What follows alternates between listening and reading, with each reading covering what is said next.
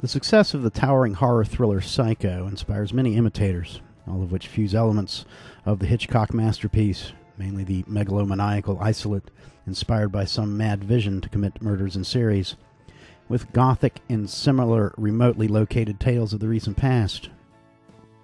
One of the earliest is Bloodlust, episode 607, a low-budget melodrama that's equal parts Psycho and English class favorite, The Most Dangerous Game.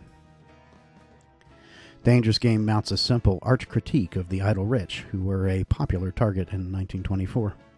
The story belongs in high school and college curricula. It's simply told and its moral clearly telegraphed. A work in its mold, but with a more comedic bent, F. Scott Fitzgerald's Diamond as Big as the Ritz chronicles John Unger's adventures as he's whisked away by his St. Midas College roommate to a mysterious compound miles from civilization. In a deliciously smug performance by Danny Merrill for a radio version of Diamond in 1947, Percy Washington traipses with John to his Montana complex and blithely rattles off Washington the Greater's unearned assets along the way. They consist entirely of one item, a diamond the size of the Ritz-Carlton Hotel. My father could buy out all the millionaires in the country and not even know he had done it. Is that a fact? Well, I visited the Schlitzer Murphys once. They're plenty rich. Why, their daughter Vivian's got rubies as big as hen's eggs. And sapphires that glow like headlamps. I like jewels. Always have. I used to collect them instead of stamps. And diamonds. Well, the Schlitzer Murphys had diamonds as big as walnuts. Oh, that's nothing. Huh? Nothing at all. My father has a diamond as big as the Ritz. Please, I'm not joking. But you mean as big as the Ritz-Carlton Hotel? Exactly. My father has a diamond as big as the Ritz.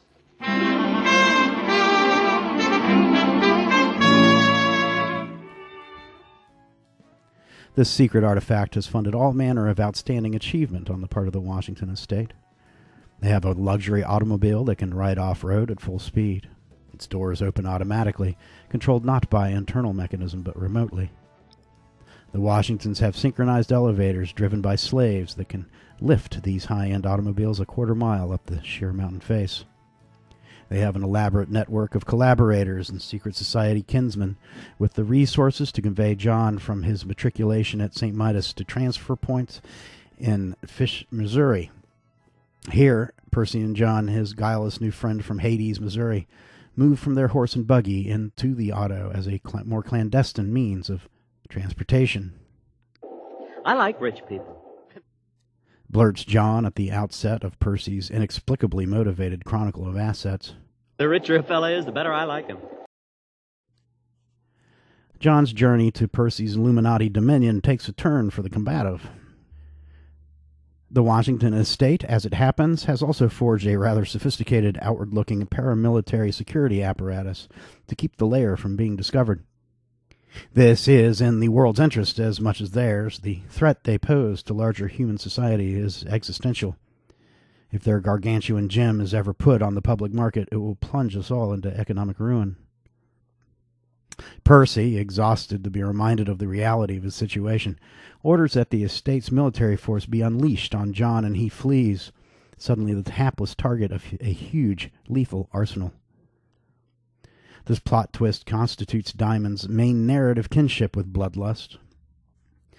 Our broad-rangingly imitative film sends its own trusting protagonist down a similar path, one leading to our hero's demotion to fugitives from a clandestine paramilitary. There are instructive differences here, too, though, that foreground the subtle contrasts in the way the two texts conduct class analysis. The lackeys in Diamond are courteous and efficient, this due in large part, alas, to their being slaves, whereas the young heroines and heroes of Bloodlust are lurched along to their otherworldly destination by a drunken boatman who sickens them in the course of their journey. These kids lack the new money pedigree John from Hades, Missouri uses to win himself a spot at prestigious St. Midas. They're simply a quartet of talented high school kids. They don't rate good help. The ferryman forms a part of the fundament of the narratological form, and the shape it takes says much about a tale's political and social contours. Percy's self-aggrandizing, hyper-rational discourse preps John for the looming debauch by lulling him into a soporific state. John lowers his guard, and this is part of the Washington estate's plan to ensnare him. He only manages to escape with the service of his love interest, Kismine, who, while visibly entrancing, remember, we're talking about a radio show, we're not seeing any of this, is also deceptively adept.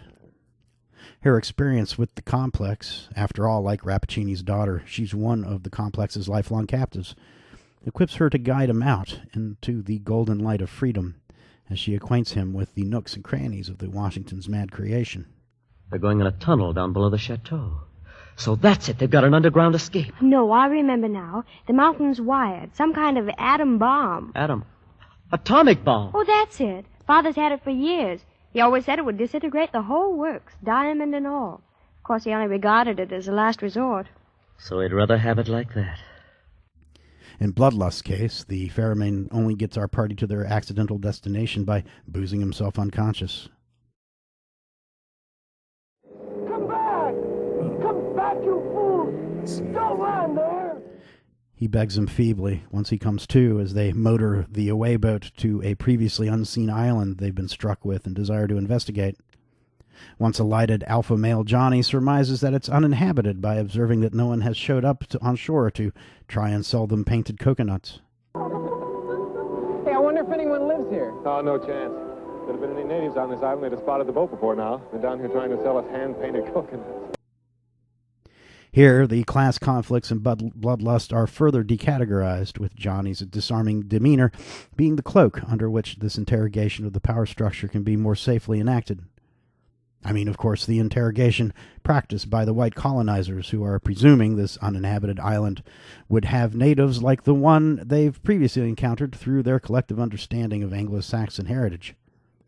Johnny has probably never colonized an inhabited island, but he makes painfully clear that he has familiarity with the experience anyway, one gained by nature of his line of descent.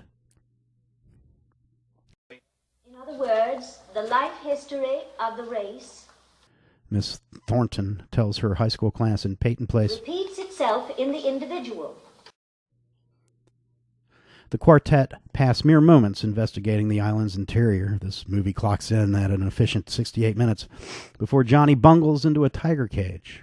Maybe there's a moralistic aspect to the fact that Johnny is the first to encounter the colonial presence settled into the island, since he's the first to assume, framing his assumption in colonial language, that the island's uninhabited. Thus, out of the party, he's closest ideologically to the colonial mindset. Colonists are typically fond of assuming territories they've landed on to be uninhabited, and of persisting in this assumption even after the inhabitants are met. Hence, he's the first to suffer the wrath of the colonial presence that's actually there.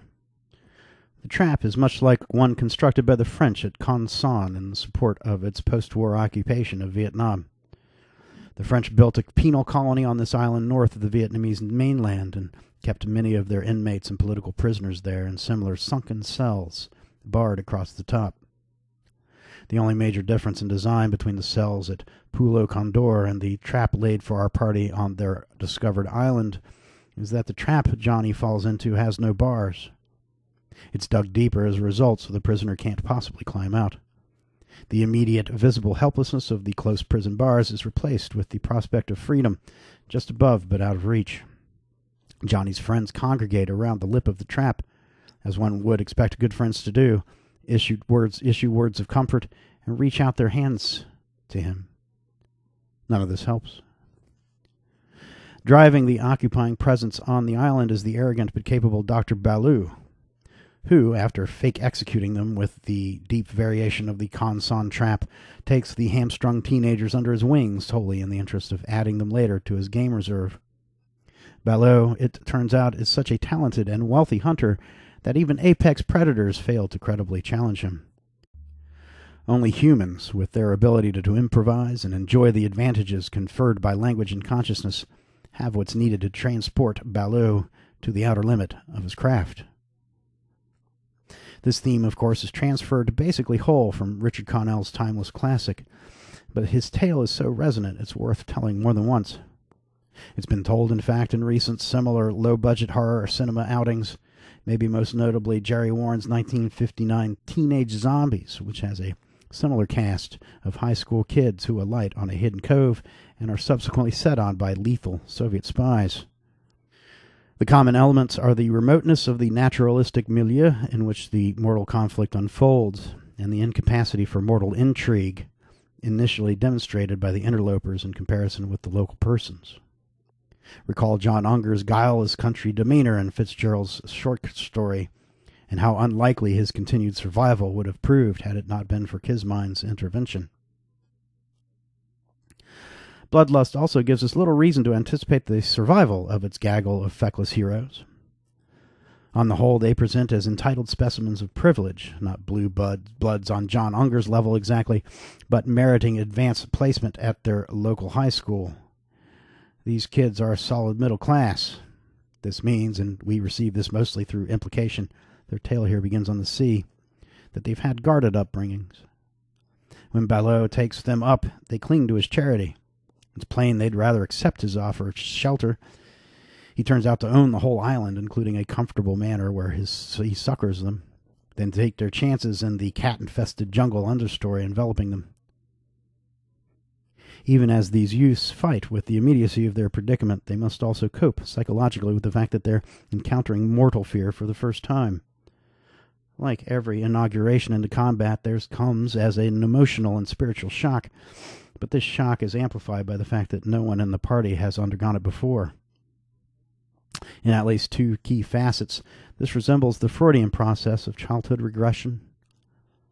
The party finds itself first in a dislocated state when Johnny tumbles down the hidden pit.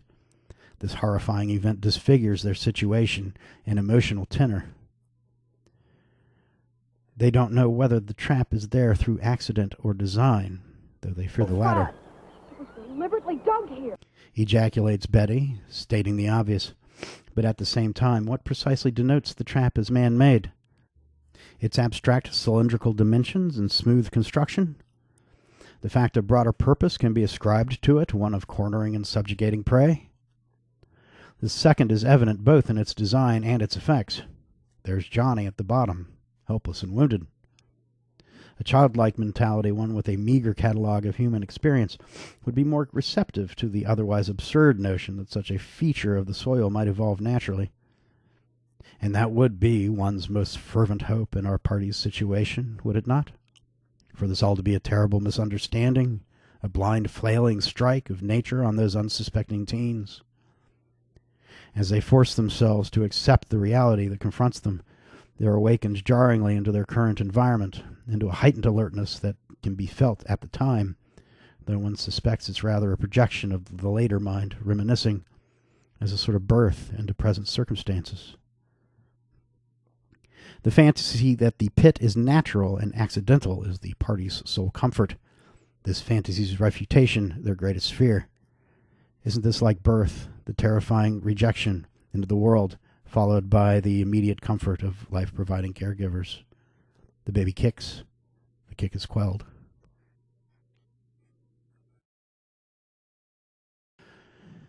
On Valentine's Day of 1962, developers at MIT, using one of the handful of mainframe computers in the country with a CRT display, put the finishing touches on a simulation called Spacewar. Programmer Steve Russell has jerry-rigged software designed for plotting mathematical functions to render images of two maneuverable rockets that jet across the screen and fire projectiles at each other. Spacewar's users can really be considered players, since the program's a game of sorts, even as it illustrates the computer's ability to model calculations visually and showcases the PDP-1's number processing speed. Animation is now something you can interact with. Idleness, play, work, and research all blend. The code is written so that the rockets adhere to laws of thrust and motion in a vacuum, so the images on screen appear to take on physical weight.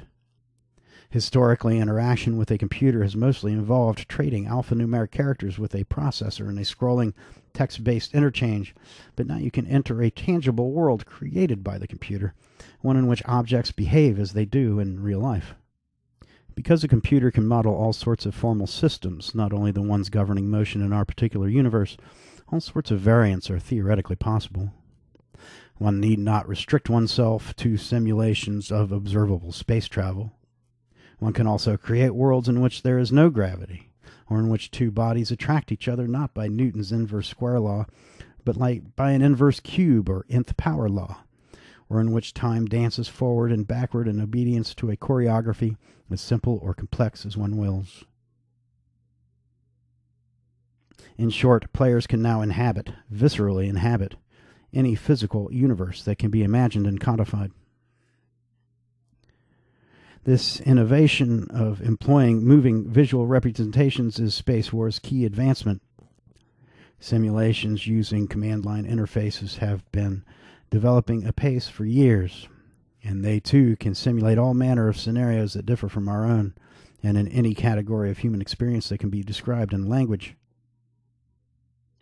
One can create societies in whose economies prices rise as goods become plentiful and fall as they become scarce, and in which homosexual unions alone produce offspring. In short, one can single-handedly write and produce plays in a theater that admits of no limitations. The furthest departure from lived reality in Spacewar, aside from situating the player in outer space in the first place, is enabling him to blink from one position on the screen to another at random. The player typically deploys this move, called hyperspace, in a panic when he is about to strike the other player or a projectile. This is the IHS's ultimate goal, realized in a sort of computer-rendered platonic realm, where the interstate highway enables a driver to enter a parallel universe where space is compressed and journeys can be completed in ever lesser intervals. The computer hyperspace is a departure from universes entirely. The rocket obliterates itself so that it can appear instantaneously elsewhere, countervailing all conceivable laws, even the constant of the speed of light. Omnipotence in the category of motion can be achieved, but only at the price of one's existence. John Steinbeck, writing of the related issue of Radio and Television, computers with their ability to generate language and now manipulate moving image are today ever more like these older technologies, laments that the poetry of place is being eroded. The homogenized speech that emanates from American media, originating most often at one of the two coasts but directed at any place and no place particular in the nation, has become as standardized as white bread. All local flavor is lost. Where the movement of passengers and cargo across the continent takes only a matter of hours, the sense of oneself as situated in a time and place becomes blurry. As information and image come to jet across the continent in an instant, one threatens to blink away into hyperspace altogether. A lost soul of this kind is Eegah, episode 506, and the mathematics of his hypothetical world fold not space but time. It's as if MIT had programmed their computer to imagine the coexistence of Homo sapiens and prehistoric cavemen. Blossoming high school girl Roxy Miller and her father Robert discover Eegah in the California dunes, skulking about in an animal skin and wielding his favorite club.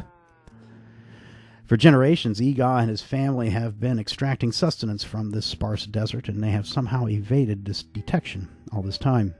It seems improbable, but then again, in a computer simulation, to maybe belabor the point, no explanation for a change in parameter is needed.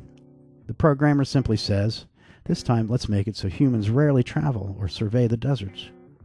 Let's make it so whole tribes can live on a handful of iguanas and a little cactus water twice a day. Equipped with a wealth of anthropological insight as an adventure writer, Robert supposes that a pool of sulfur water in Eegah's cave might be the cause of his longevity. One suspects as well a Christian alibi like the kind the writers of When Worlds Collide use, in which a story element that resembles a common biblical tale is granted license to suspend disbelief by virtue of this resemblance. Hundreds of years old, Eegah evokes the likes of Methuselah and Abraham, not to mention Noah himself. Here as elsewhere, popular movies are drawing with surprising ease from both scientific and religious inspiration, often at the same time. Eegah is a category of reverse science fiction. From Eegah's perspective, we are the futuristic society, and his is the contemporary one. imperiled by the shortcomings of its customs and at risk of collapse. As such, the movie's prone to flights of bizarre sexual fantasy typical of the low-budget Hollywood sci-fi movie, fetishistic romps to rival those of Attack of the Giant Leeches, 1959, episode 406, and The Mole People, 1956, episode 803. In this instance, they transpire in the echoing caves under Shadow Mountain. Roxy and her father both arrive there by Eegah's conveyance, and a frank Oedipal drama ensues, one with overtones of peril for the fetching daughter. She and Robert lack the aptitude to speak Eegah's language, which makes reasoning with him a challenge when he takes a fancy to Roxy and begins pawing at her like a loving pet.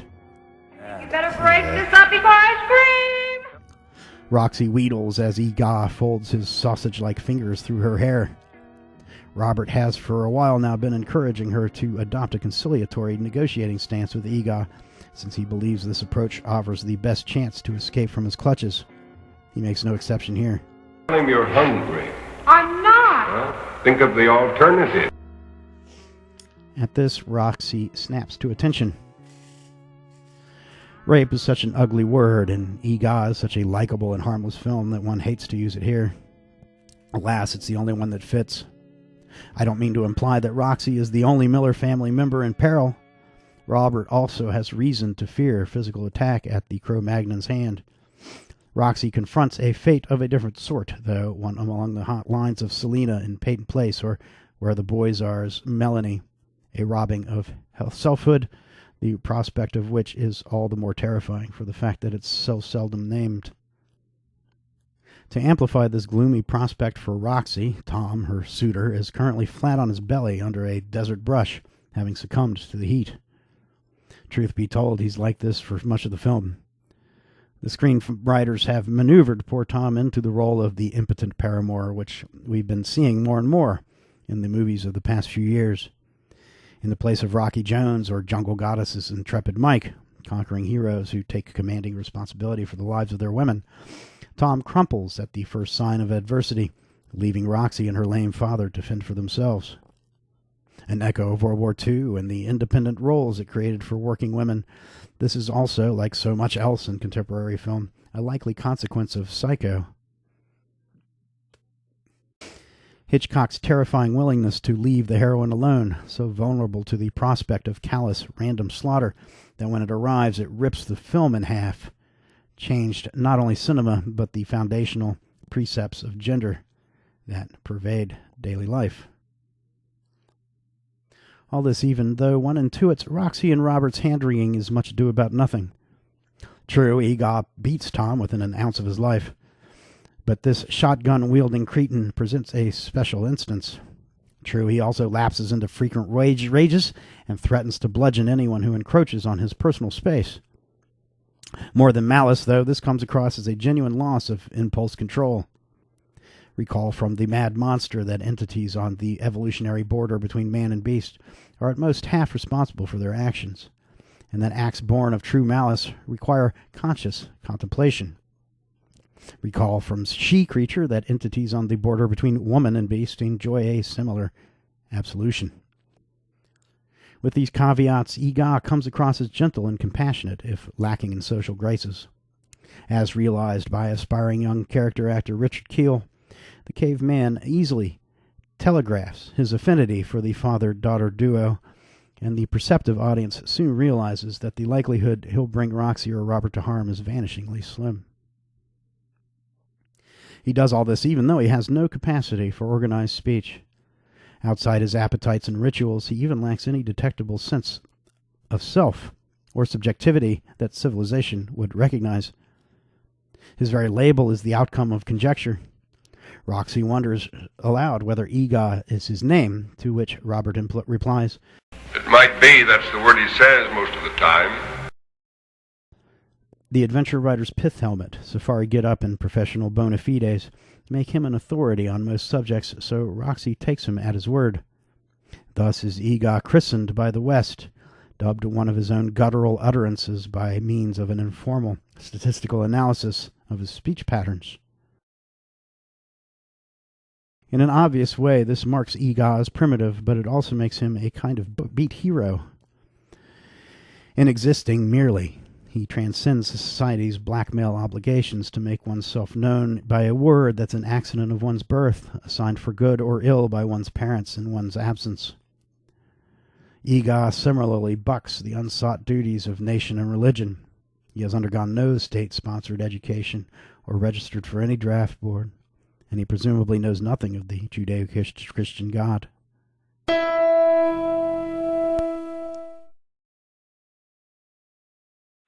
This thing's supposed to be safer than my dune buggy? Challenges Tom elsewhere in the film, as Robert piles into a two-person helicopter to lift off in search of the mysterious caveman. This is indeed a good question. The safety statistics for the helicopter, which is finding more and more use in a variety of roles, could certainly stand some improvement. There is, in addition, something immediately menacing about the vehicle, with its blades that slice the wind viciously right over the skulls of its occupants. The sense it gives of being balanced delicately in midair, liable to tip over and plunge to the ground in an instant. One of the helicopter's recent uses is in facilitating the American colonial enterprise in Vietnam. Here, too, the vehicle's safety is cause for concern, not just because of the design's inherent aerodynamic instability, but because of the helicopter's vulnerability to attack. Unlike the jet bomber, the helicopter often hovers in midair, is slow to gather momentum and change direction, and doesn't fly well when heavily armored. As with so many things, these weaknesses are direct consequences of the helicopter's strengths. So despite and because of them, the Vietnam guerrilla war finds them being deployed on all sorts of different missions. The U.S. Army's main helicopter is dubbed the H-21 Shawnee, its namesake being a Native American tribe that waged war against the federal government in the early 19th century. The U.S. Marines, who typically operate further forward, use the H-34 Choctaw, named, you guessed it, after a Native American tribe.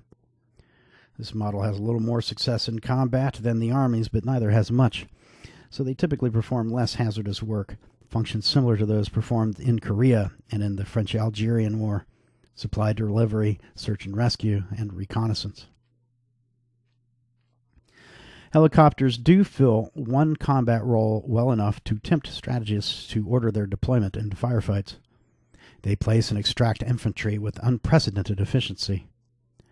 War planners hope to use this capability to neuter the Vietnamese communists' indigenous advantages, the protection of time and space that the geography of their country had provided them during the war against the French and against Diem's regime prior to the Kennedy administration. The helicopter leaped the barriers of terrain and so yielded an intrinsic benefit, specifically to those warfighters conducting operations in unfamiliar territory. In its long struggle to oust various occupiers, not only liberated France and Diem's corrupt regime, but also the Vichy government and Imperial Japanese before them, the Vietnamese long relied on the decisive advantage their greater familiarity with the layout of the native landscape gave them. It begs to be mentioned here that the Shawnee tribe relied heavily on similar advantage, and that, in the end, this didn't earn them victory. American military planners are more keenly aware than most that hostile operations in unfamiliar territory are essential to both colonial expansion and defensive conflict. With only two exceptions, both of them from before the Industrial Age, wars of colonial expansion are the only sort of war the United States has waged, and by any measure, the United States has waged an awful lot of war. For this reason, and despite the bloody stalemate the Korean conflict turned out to be, the military sees little reason to doubt it will prevail in keeping Vietnam out of communist hands. Korea was lost, or to be more precise, failed to meet its objectives, because America's civilian government and population balked at the prospect of direct war with the Chinese. The situation in Vietnam is different, with American forces working solely as advisors. As long as ARVN, the South Vietnamese military, keeps taking the brunt of the North Vietnamese Army's direct firepower, the United States can mollify her own civilian elements and do what she does best: use her superior technology and her gifts in logistical and strategic thought to rescue nations from collectivist control.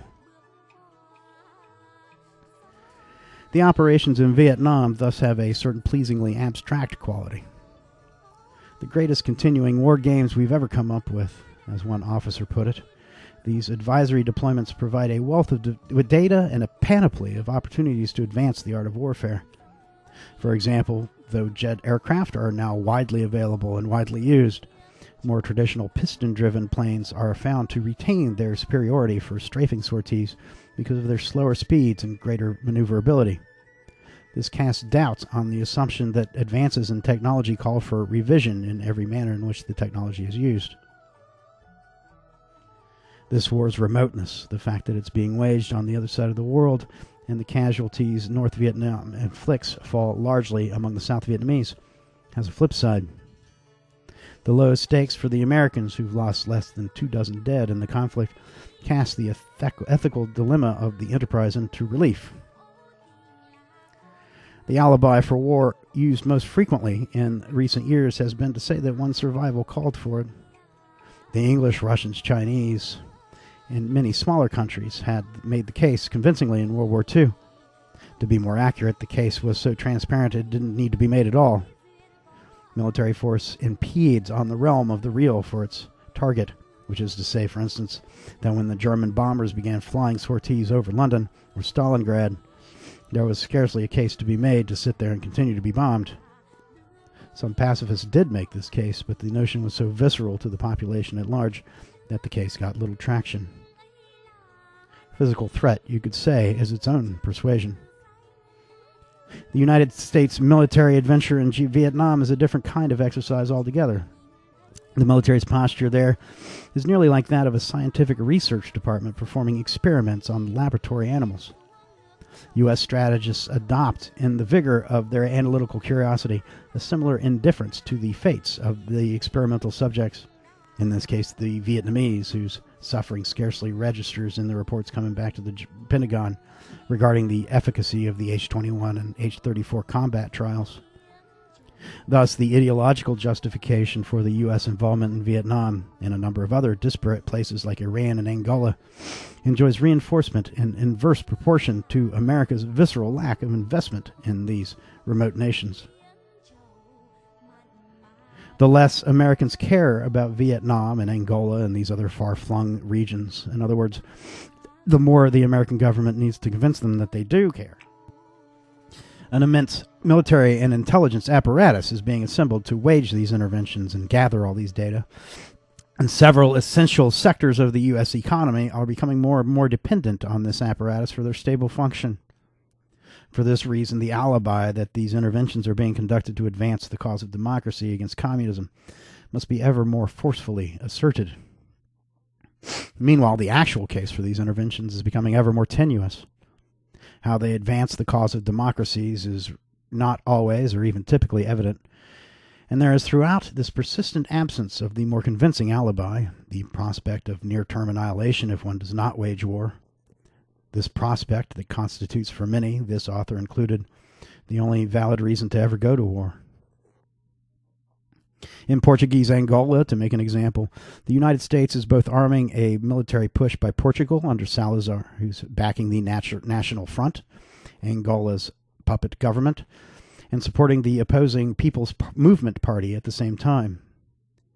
U.S. intervention in the one instance is to back not Salazar per se, but a pro-NATO contingent in the Portuguese military fronted by General Humberto Delgado, General Coca-Cola, as he's known by both his supporters and detractors. Their intention in supporting the People's Movement is to promote non-communist populism in Africa before the Soviets can extend more of their own influence there. As this all suggests, the mechanisms by which the United States has come to aid both sides in the Angolan conflict are convoluted even in briefest synopsis. In recent years, a rift has grown between Portugal's executive and its military, the former seeking to preserve her colonial and neutral heritage at any cost, the latter enthusiastically embracing the ideological project of NATO in the West. A roughly opposite rift is meanwhile growing in the American government. John Kennedy's administration has broadly adopted a stance of opposing Soviet expansionism by promoting social democratic movements abroad, whereas the military prefers more direct belligerence in countries where communist organizations are seen to be gathering momentum. These military men are also less ready or able than Kennedy's team to discriminate between Marxist uprisings and populist movements in general, and to be fair, these distinctions are not always easy to discern.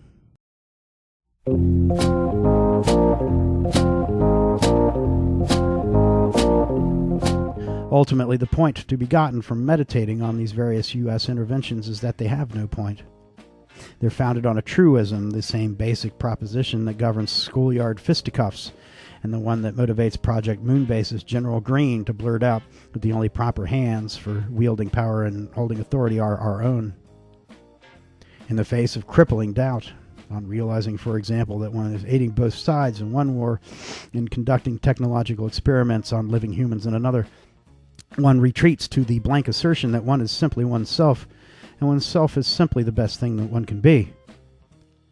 Thus, when the obvious objection is raised that America is following the colonialist example of the French in Vietnam, one American strategist, as paraphrased by his biographer, retorts that Americans are not colonialists as the French had been, and the French are, in any case, a decadent people whose time has passed. Americans are different, Colonel John Vaughan believes, and history doesn't apply to them. Vaughan has been deployed to Vietnam this year as a high-ranking advisor and has quickly made a nuisance of himself by offering observations at variance with those of his self-assured peers. The prevailing opinion seems success in Vietnam is a foregone conclusion. The U.S. advantage in wealth, resources, and know-how is overwhelming. North Vietnam's largely agrarian resistance lacks anything like the resolve to oppose this, the world's most formidable war machine. What's more, America's on the side of right, which is surely a factor too in the deciding of battles. Vaughan might agree with at least half of this latter sentiment, but the former for him comes with a host of qualifications. The U.S. equipment being deployed in theater is indeed quite efficient and lethal. It's also falling into the hands of the enemy in great quantities, due largely to the corruption of the Diem regime and the willingness of ARVN's soldiers to drop them when retreating from firefights. Yes, the U.S. advantage in air power and armor is impressive, but the North Vietnamese are proving surprisingly adroit at using their pilfered weapons, particularly RPGs and 50 caliber machine guns, to neutralize them. Most important, the ongoing grind of the conflict is taking a heavy civilian toll, and though Colonel Vaughan has no qualms about killing communist combatants, he considers the unnecessary claiming of innocent lives to be both reprehensible in its own right and counterproductive to the cause of victory. Vaughan's protests cause consternation, but he's allowed to continue with them and explore alternative approaches to the prosecution of this war because of his almost foolhardy courage coupled with his gift for logistics.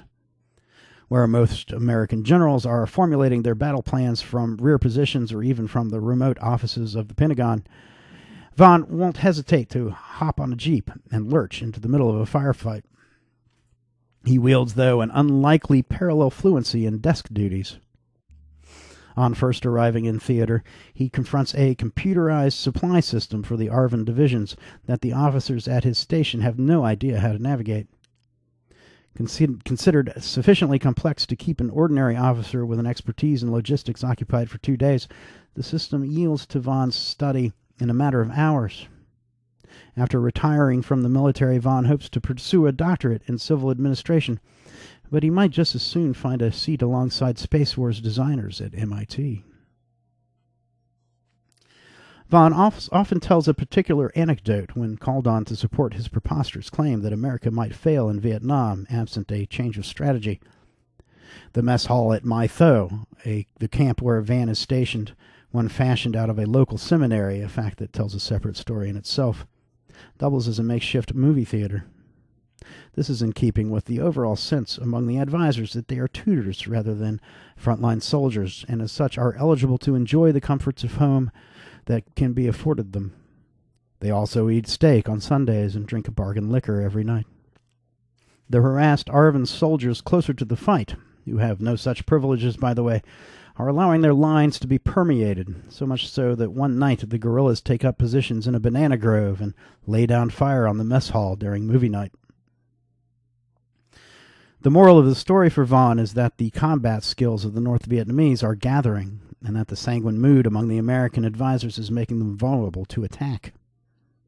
Though Vaughn is little concerned with discussing the form of recreation with which the advisors diverted themselves immediately before the assault, there are plainly some observations to be made about movie-going in particular here. It's scarcely possible to imagine an environment less conducive to combat than a group movie exhibition. The attack finds its targets gathered in a dark room and facing the same direction, which means they have virtually no situational awareness. They can be targeted en masse. The only conceivable reason the guerrillas didn't direct mortars at the mess hall is that they either had no access to this weapon or thought it unwise to escalate the war at this juncture. Otherwise, they could easily have wiped out all or most of the movie's audience. If the advisors are conducting themselves the way the moviegoers typically do, which is to say sitting quietly in their seats, letting the flat spectacle of light unfold, they are also little concerned with the men around them. To be effective, a combat squad needs to be in roughly the opposite state of mind. Alert, yes, but also aware of the soldiers to their left and right, ready to rely on them, assist them, or both at a moment's notice. There's even more reductive cause to question the readiness of soldiers watching movies. Their eyes have adjusted to a source of artificial light, itself, by the way, a target, shown directly at them in an otherwise dim room. Over time, this focuses their pupils on a fixed spot in the middle distance, so they're ill-equipped to adjust quickly to both the darkness of night fighting and the intermittent bright flashes that often accompany such fighting. There is also a more holistic observation to be made here about exhibition and spectatorship as an ongoing and developing phenomenon in post-industrial society. In talking about the Inajiro Asanuma assassination in 1960 Japan and Vaughn's anecdote from 2 years later, we're plainly comparing two disparate incidents. The one involves television, the other film. In one, the performer is targeted, in the other it's the spectators. In the first, the communist falls victim, whereas in the second, the communists are the ones on the offensive. The underlying lesson to be learned, though, is that media have the potential to make one vulnerable to violence, and thus there's a bloody aspect to media that manifests in a number of different ways, but is yet to be meaningfully investigated.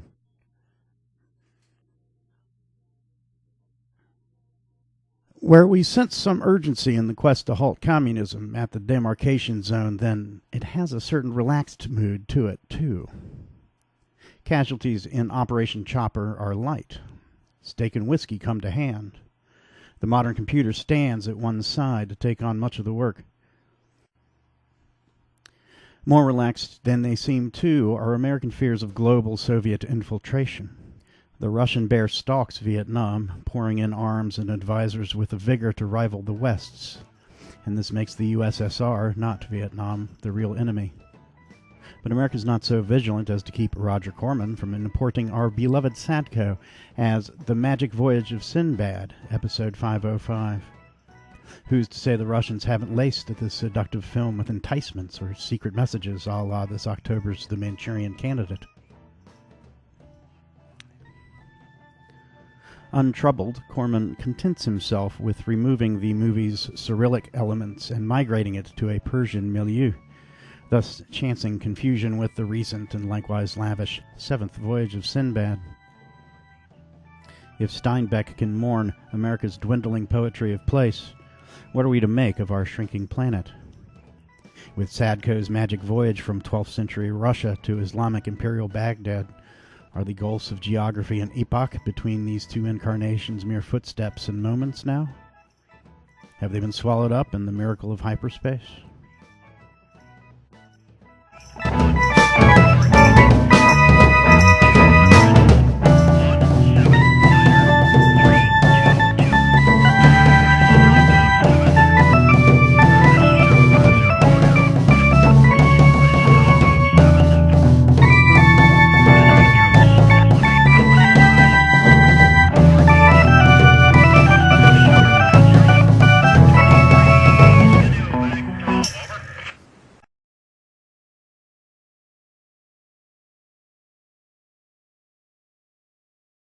Well, here we are. The cage. It's a pit dug in the ground and a grating on top. Oh, yes, it's not really a cage, except in a certain sense. Well, boys, how are you getting along? Come on down here and see.